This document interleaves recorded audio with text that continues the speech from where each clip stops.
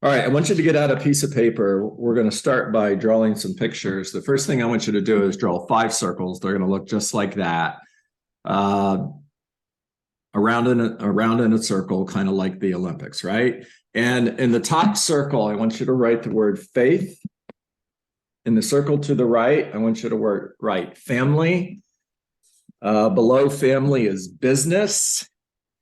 And next to business is money. And then the last circle is personal growth, health. We're going to kind of combine all of those things into one circle. So personal growth, mental growth, intellectual intelligence, emotional intelligence, health, all of those things go into one circle. All right, so we've got faith, family, business, money, personal growth. Now, the next thing I want you to do is on a scale of 1 to 10, with 1 being you've got 1 foot in the grave, you're almost dead, and 10 being you are on fire. You are absolutely kicking butt. 1 is not good. 10 is the best you can be. I want you to give yourself a score. Now, be honest and give yourself a score in faith, family, business, money, personal growth. You should be able to do it really quickly. Don't overthink this. Just give yourself a score. The next thing I want you to do is I want you to add up those numbers. So if I had 7 in all 5 circles, I've got 35. Easy. And I want you to take the total score and divide it by 5.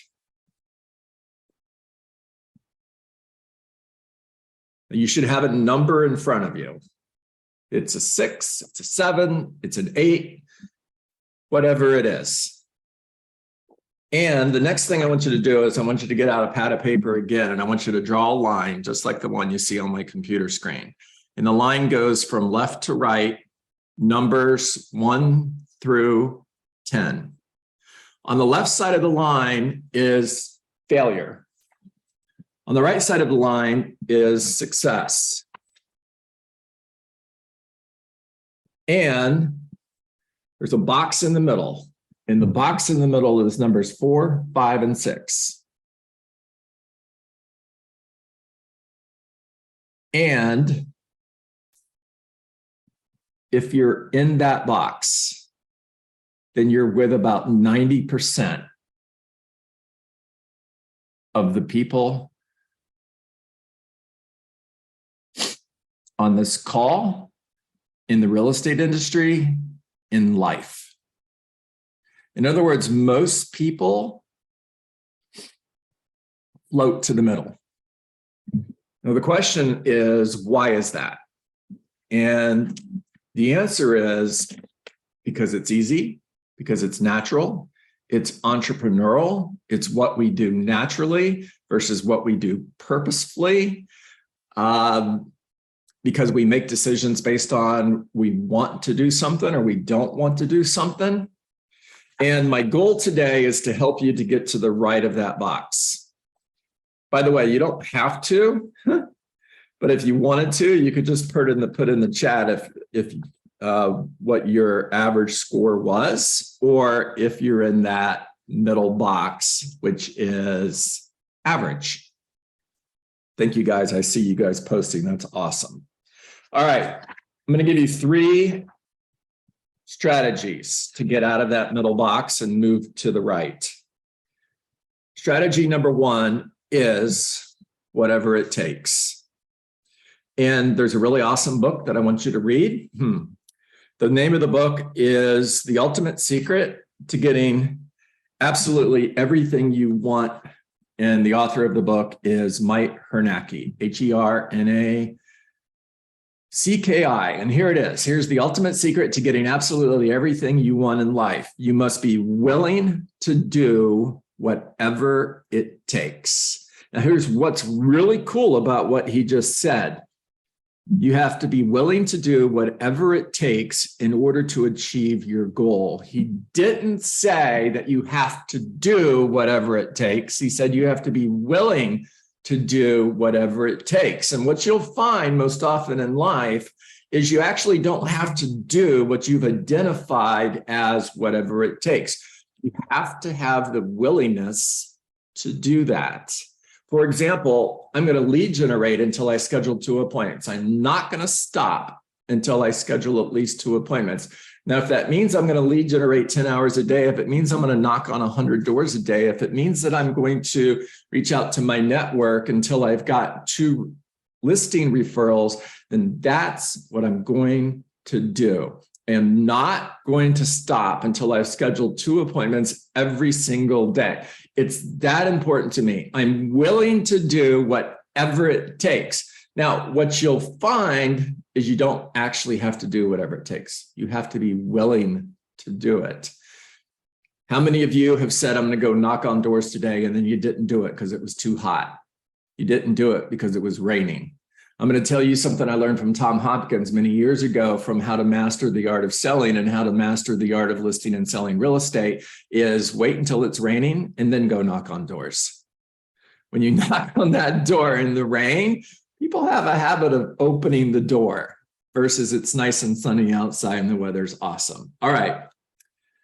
Number 2, you have to raise your standards. Number 1 is you have to be willing to do whatever it takes. The second strategy to get out of that middle is raise your standards. By the way, not having a standard is a standard.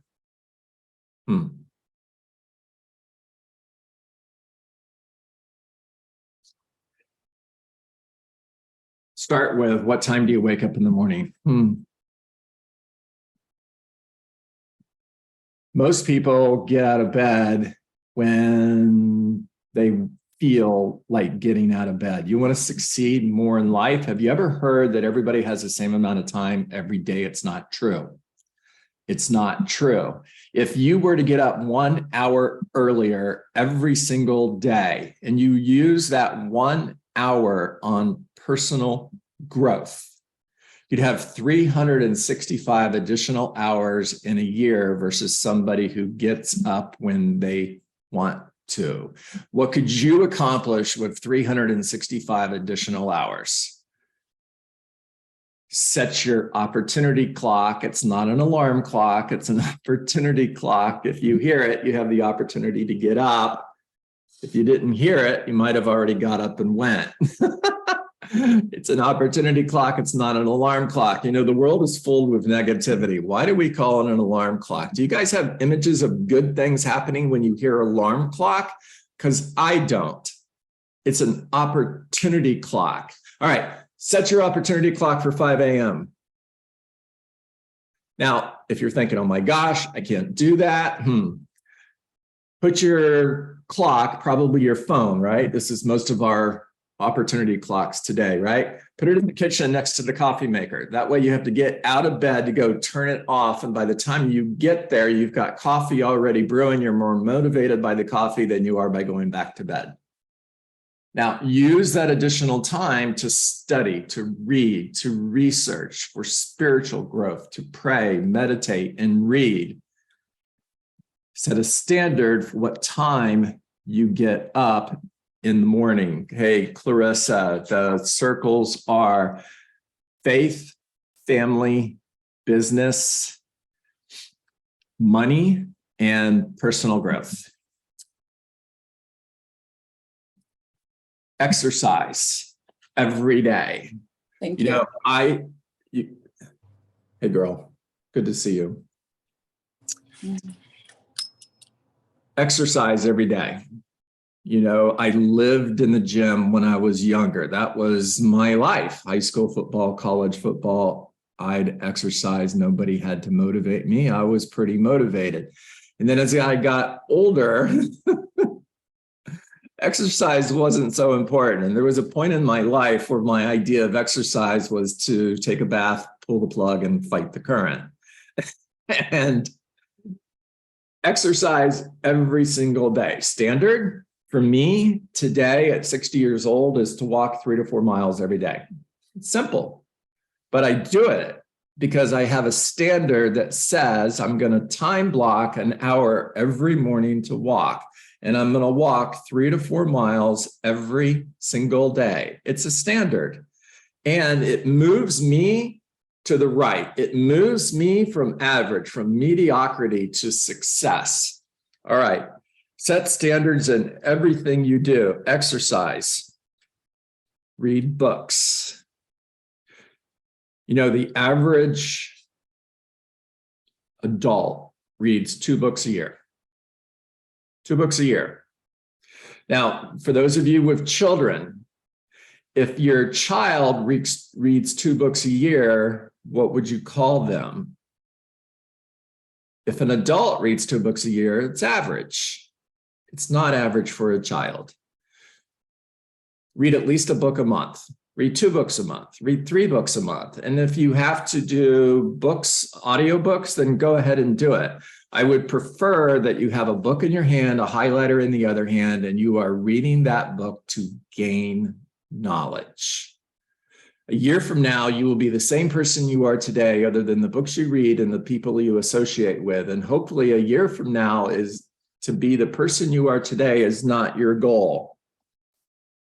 You raise your standards. Your number one job every day is lead generation. If you're familiar with the 80-20 rule, the 80-20 rule says that 20% of what you do creates 80% of the results. And the 20% is lead generation. It's meeting with buyers and sellers. It's taking seller listings. It's writing and negotiating contracts. And it's practicing and role-playing your scripts. And number one is lead generation. Raise your standards. What is work? Work is 20 conversations a day. It's not 19. It's not 18. It's not 17. It's a standard that says, I'm going to have 20 conversations a day. And I'm going to schedule 2 appointments every single day, whichever comes last. It's not 19 conversations, 18 conversations, or 17 conversations. If you have 17 conversations and you stop because it's close enough, you didn't have the 18th conversation, which could have been $1 million listing that you didn't get, simply because you didn't have the conversation. If you're knocking on doors and your standard that day is you're going to knock on 50 doors or 40 doors or 30 doors, whatever it is, and you stop at 28 because it's close enough. You didn't knock on the 29th door, which could have been $1 million listing that you didn't get simply because you didn't knock on the door. But when you play to your standards, you never stop until you hit your standards. What is work? Find somebody today that is thinking of selling their home, whether it's 30 days from now, next week, or 6 months from now, doesn't matter, because you're looking for opportunity, period, not just opportunity right now. Meet with somebody today that is thinking of selling their home. If you're working 50 weeks, 5 days a week, that means you are face-to-face with 250 potential sellers. Now, follow up forever, because you reject rejection, because no is not a word that lives in your vocabulary. No simply means not yet. Remember that people will never change their mind, but they will make a new decision based on new information. And when you follow up forever, you're creating emotional proximity. So it's no, no, no, no, never. I'm never going to hire you. Cool. I'll call you next week. If I ever do hire an agent to sell my home, I've already got one. You can quit calling me. Awesome. I'll call you next week. It's no, no, no, no. Glad you called. I'm ready to put the house on the market. Can you come over tomorrow? It's follow up forever. These are standards to move you from the right of the middle. All right.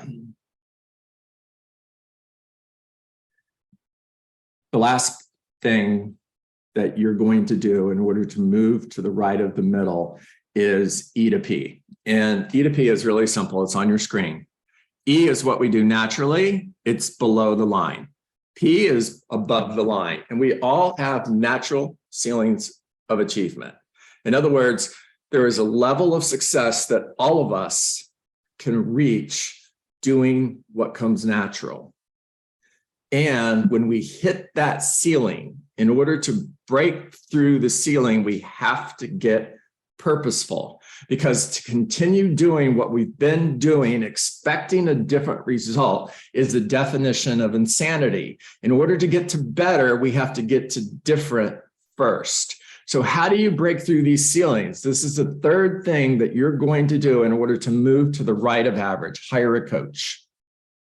Hire a coach to coach you through your blind spots. Be willing to be held accountable. Get comfortable being uncomfortable. Remove obstacles between where you are today and where you want to be a year from now.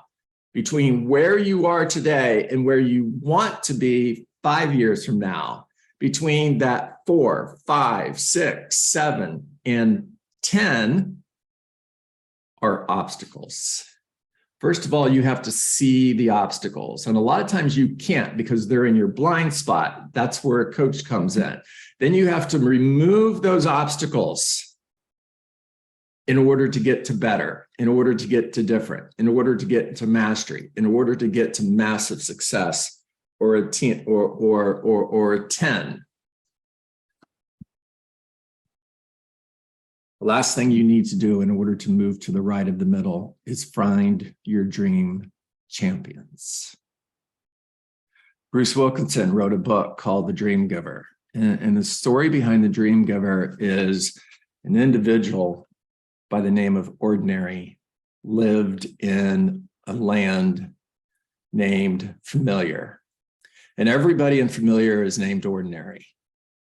And they all wake up and do the same thing every day. They live very average lives. And one morning, Ordinary woke up and he found a feather in his windowsill. And that feather meant that the Dream Giver had been there to see him the night before. And he got excited and he had passion in his heart. And he says, I'm going to do this. I'm going to do this. I'm going to do this. And he got up and he told his parents, and his parents said, we don't think that's a good idea. You might get hurt. You should just go to the factory with all of the other ordinaries and do the same thing you do every day, and then come home and sit on the couch and look at the box like all of the other ordinaries. And he told his friend, and his friend said, I don't think that's a good idea. I think that you might get hurt. I think you need to set your goals lower. And he decided that he was going to pursue this dream anyways. So he started out on a path in order to find his dream. And he met dream bullies on that path. And those dream bullies were other ordinaries who told him, turn around, go back. You're not going to succeed. Give up. This is not a good idea. But he kept going forward. And eventually he found dream champions who said, you can do this. We've done it. We'll go with you. We'll help you achieve your goals. They were coaches that went with him in order to help him realize his dream. Every single one of you can do this if you will get intentional,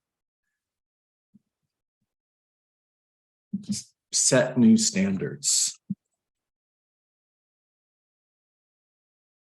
Be willing to do whatever it takes. Hire a coach. And don't ever stop until your life is a 10. All right, talk to me, guys. What'd you hear? Raise your digital hand, guys. There's 51 of you here today, I think. Can't see without my glasses. Yep, 51.